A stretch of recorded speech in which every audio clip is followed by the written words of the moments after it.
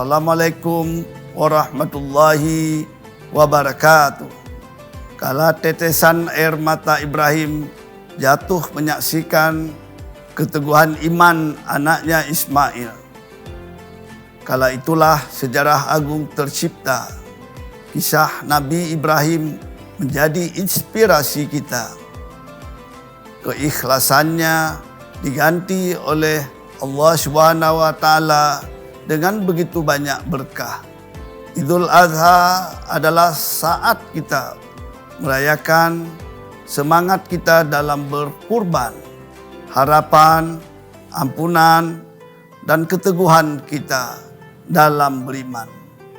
Saya Bakri Siddiq, pejabat Wali Kota Banda Aceh beserta keluarga mengucapkan selamat Hari Raya Idul Adha 1443 Hijriah. Mohon maaf lahir dan batin.